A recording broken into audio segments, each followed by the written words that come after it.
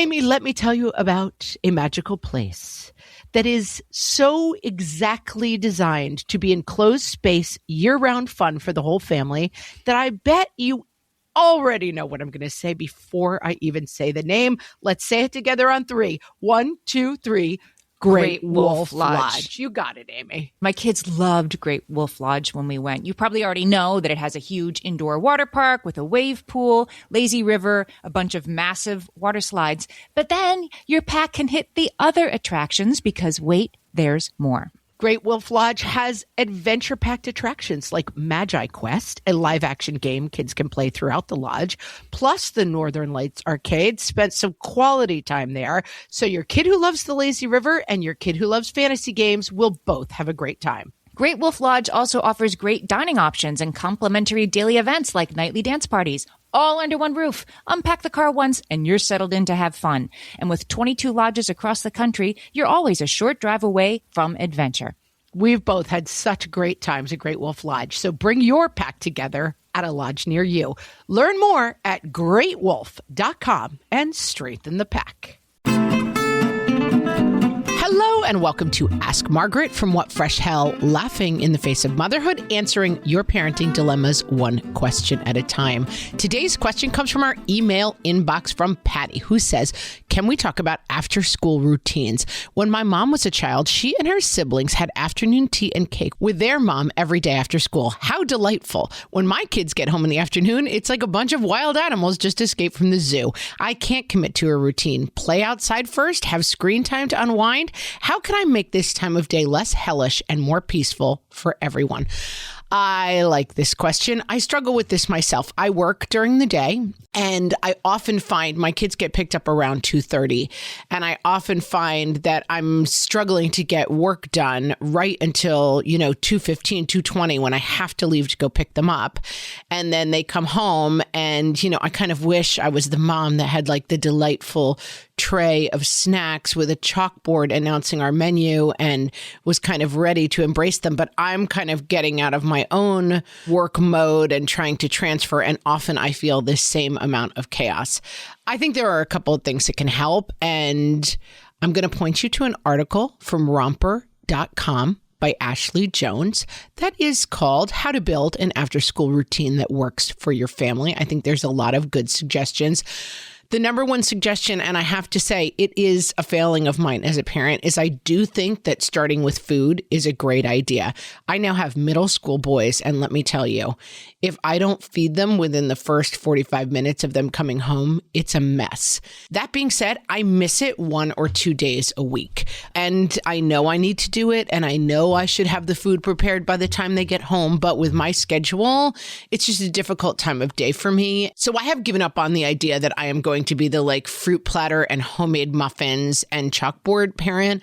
And I have started buying things like individual pizzas and really easy go-to snack foods. I have a kid who likes a Hawaiian roll with peanut butter. I try to put a little fruit in their path. It's not a strong suit of mine, but it is something that I am trying to work on.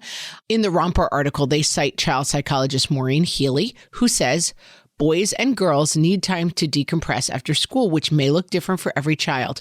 The goal is to build that downtime into the day so your son or daughter can rest, relax, and recharge after a full day of school. And that's how we roll at my house. So kids come home. I make them a snack as often as I can remember to, which I really now try to do every day because I realize what a problem it is when I don't.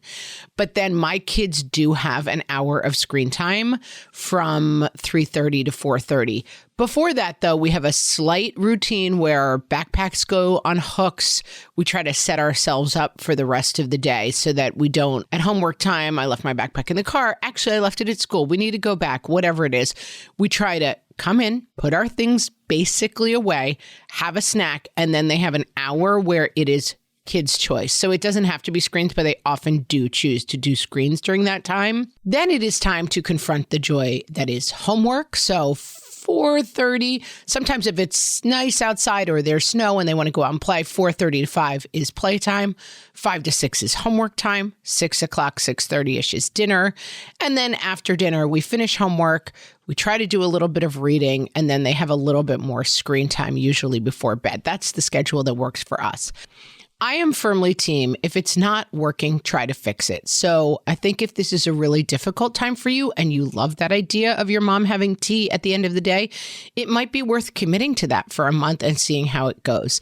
To say, for me, it would be 2:00. I'm going to stop work a half an hour earlier. I'm going to go into the kitchen and lay out some snacks. And then when the kids come home, we're going to sit in the kitchen together, talk a little bit about their day, and have a snack together before they go into their downtime, whatever else it is. Or as soon as the kids come home, I'm going to put up a checklist.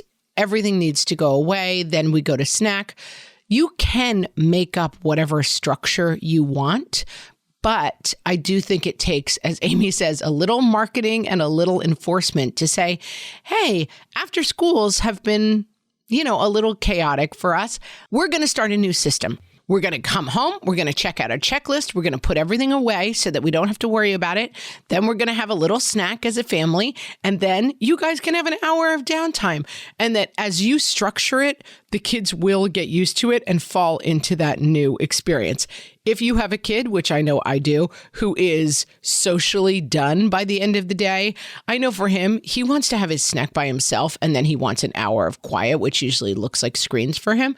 You can make adaptations for what work for your kids, but as I often think, I do think that after school chaos is worth leaning into, trying a couple of new systems and seeing what works for you. But you can kind of lead the charge by saying, hey, new policy, this is what we're doing. And then if your kids have suggestions, hey, this is what I'd like for a snack. Hey, do you want to come and do this outdoor activity with me? Whatever it is, make adjustments. Just start simple and go back to one on how your afternoons are looking. Patti, I hope that helps. If you have a question for myself or Amy, you can send them to questions@whatfreshhellpodcast.com, or you can ask them on our Facebook page or our Facebook group at What Fresh Hellcast on Facebook. Thanks for listening.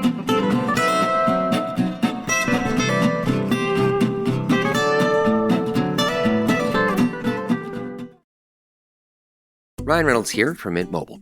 I don't know if you knew this, but anyone can get the same premium wireless for $15 a month plan that I've been enjoying. It's not just for celebrities. So do like I did and have one of your assistants switch you to Mint Mobile today. I'm told it's super easy to do at mintmobile.com/switch. Upfront payment of $45 for 3-month plan, equivalent to $15 per month required. Intro rate first 3 months only, then full price plan options available. Taxes and fees extra. See full terms at mintmobile.com.